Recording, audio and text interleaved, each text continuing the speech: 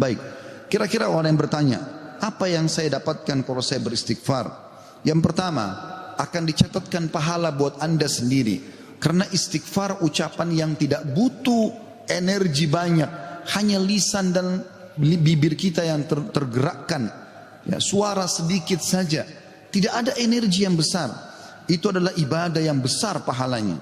Allah subhanahu wa ta'ala memerintahkan kita dan memerintahkan juga Nabi Muhammad sallallahu alaihi wasallam untuk beristighfar kepadanya. Allah berfirman di dalam surah Mu'min ayat 55, A'udzu billahi minasyaitonir rajim, fasbir inna wa'dallahi haqqun wastaghfir li dzambik wastaghfir li dzambika wasabbih bihamdi rabbika bil ashi wal ibkar. Maka bersabarlah kamu, hai Muhammad dan pengikutmu, dalam melalui kehidupan dunia dengan segala macam cobaannya. Toh ada kehidupan akhirat yang akan abadi dengan nikmat. Karena sungguhnya janji Allah itu benar, tidak ada kedustaan. Salat, puasa, zakat, bakti sama orang tua, bersedekah, zikir, doa, apa saja kerjakan, semua akan kau dapatkan hasilnya. Dan mohonlah ampunan untuk dosamu, hai Muhammad, dan pengikutmu juga perintahkan mereka lakukan itu.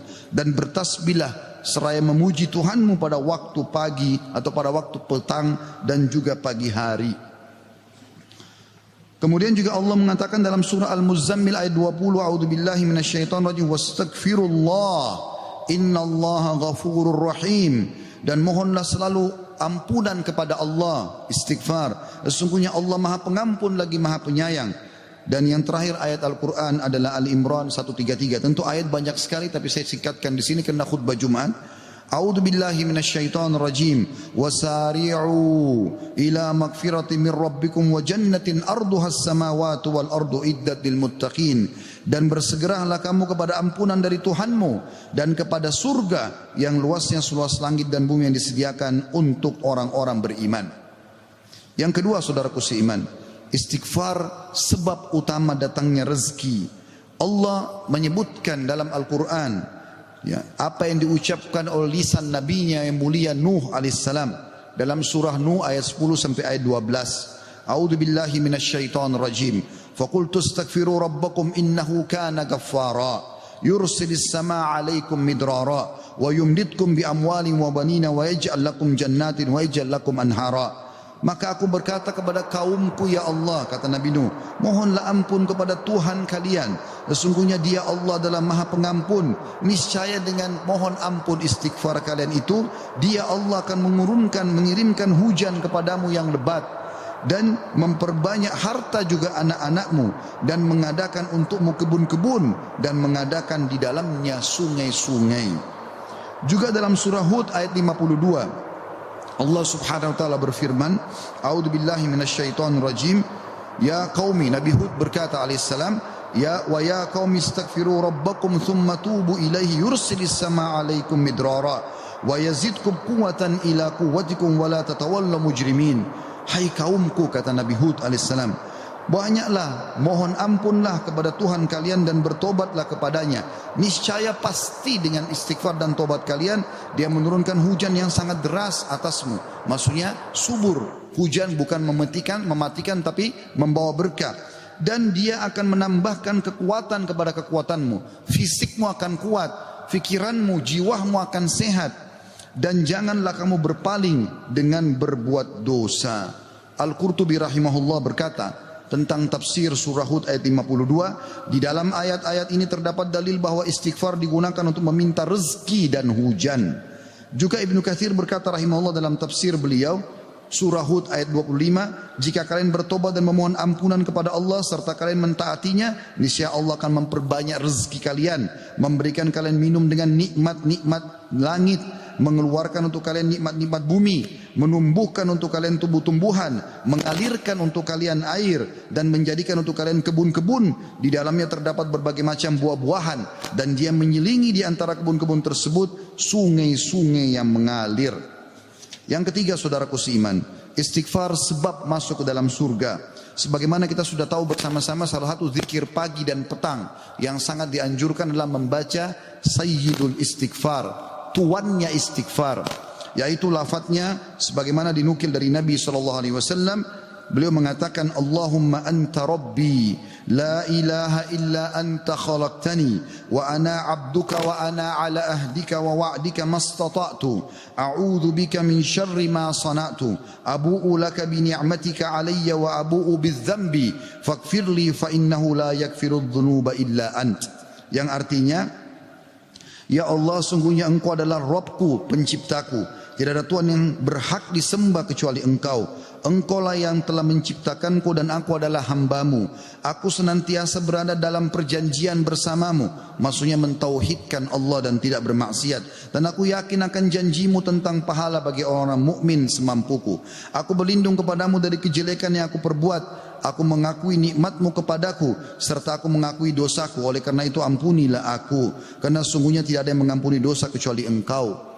Kata Nabi SAW, siapa yang mengucapkan ini, man qalaha minan nahari mukinan, dia yakin, besok dia ucapkan di siang hari atau pagi hari dengan yakin dalam hatinya, famata min yaumihi, kemudian dia meninggal pada hari itu, qabla an yumsiya, sebelum tiba di sore hari, fahuwa min ahli jannah, dia pasti masuk ke dalam surga. Wa man qalaha minal laili wa huwa muqinun biha, dan siapa ucapkan walaupun sekali saja di malam hari, famata, maka kemudian dia mati, qabla an yusbih, sebelum dia tiba pagi hari, fahuwa min ahli jannah. Yang keempat, istighfar adalah sebab dihapuskannya dosa. Mohon maaf kalau sedikit panjang, saya minta waktu sekitar beberapa menit lagi. Kata ada berkata, radhiyallahu rahimahullah, sesungguhnya Al-Quran menunjuki kalian tentang penyakit dan penyembuhannya, yaitu dosa adalah penyakit dan penyembuhannya adalah istighfar.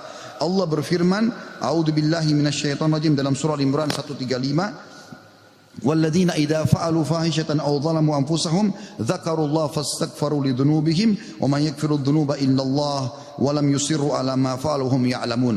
Dan juga orang-orang yang apabila mengerjakan perbuatan keji dan menganiaya diri mereka, kalau mereka buat dosa, maka mereka ingat kepada Allah lalu mereka memohon ampun terhadap dosa-dosa mereka, dan siapa lagi yang dapat mengampuni dosa selain Allah, dan mereka terus mereka tidak meneruskan perbuatan dosa itu sedang mereka mengetahuinya. Kemudian teman-teman sekalian, selanjutnya adalah yang kelima, istighfar mencegah hukuman dari Allah Subhanahu wa taala.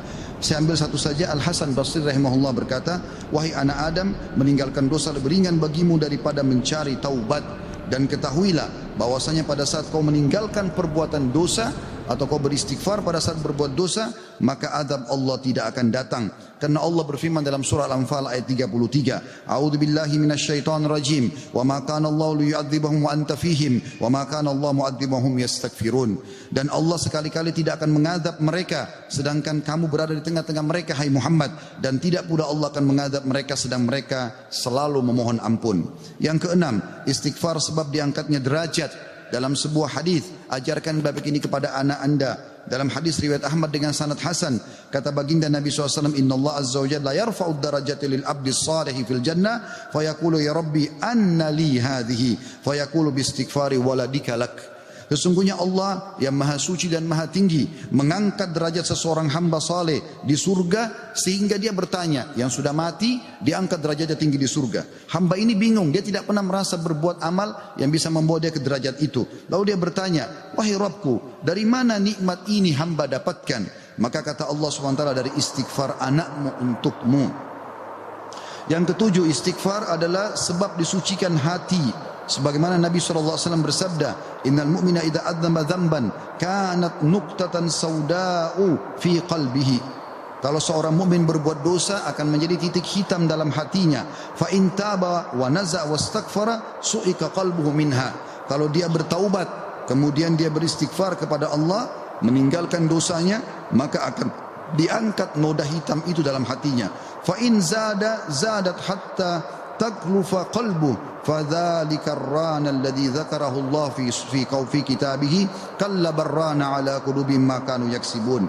Dan kalau seandainya dia bertaubat dan meninggalkannya serta beristighfar, hatinya kembali bersih darinya, dan kalau dia tambah melakukan dosa, maka bertambah pula titik hitam itu sampai menutupi seluruh hatinya. Dan itulah makna kalimat ar-ran dalam firman Allah Subhanahu wa taala, sekali-kali apa yang selalu mereka usahakan itu menutupi hati mereka. Surah Al-Mutaffifin ayat 14. Dua poin yang terakhir teman-teman sekalian, yang kedelapan adalah istighfar sebab memperoleh anak dan keturunan.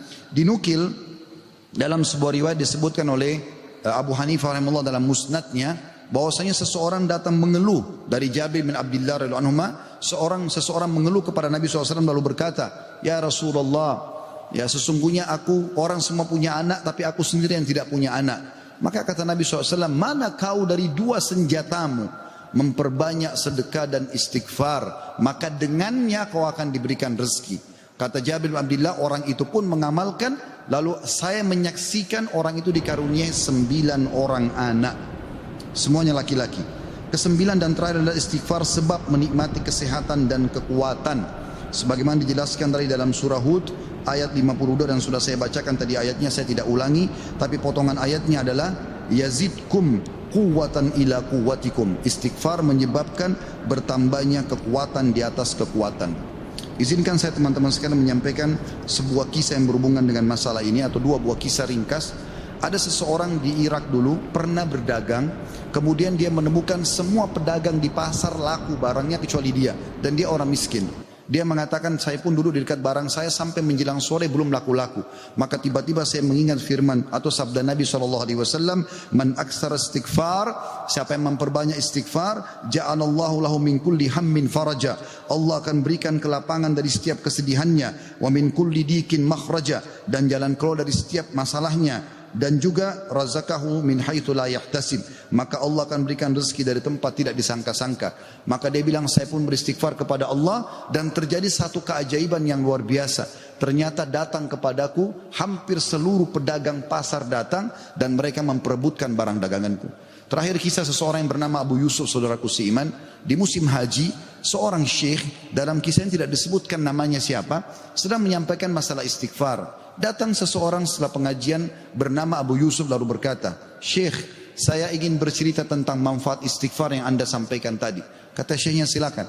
Dia bilang, saya menikah bertahun-tahun tidak punya anak sama sekali, dan saya sama istri saya sedih. Lalu satu waktu saya pernah mendengarkan sebuah siaran tentang makna, ya, firman Allah SWT surah Nuh ayat 10 sampai ayat 12 tadi sudah saya bacakan ayatnya, bahwasanya orang kalau istighfar akan diturunkan hujan dari langit, diberikan keturunan dan juga harta. Lalu saya mengatakan kepada istri saya, wahai Ummu Yusuf, ayo kita istighfar, sudah bertahun-tahun kita berusaha berobat sana sini tidak punya anak. Maka dia sama istrinya mengatakan, kami pun beristighfar tidak mengenal waktu, tidak mengenal tempat kecuali di WC.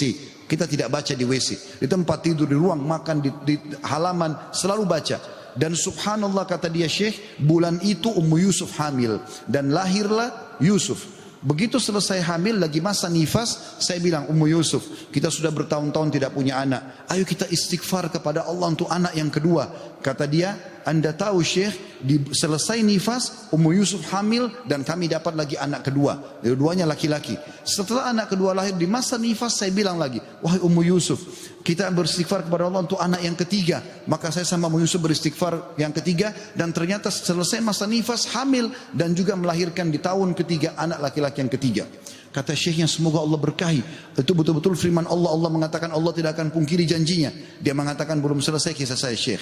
Setelah itu Ummu Yusuf berkata, wahai Abu Yusuf, kita berhenti dulu istighfar untuk mohon anak, istighfar untuk yang lainnya, tapi permohonan anak berhenti dulu sampai anak-anak besar.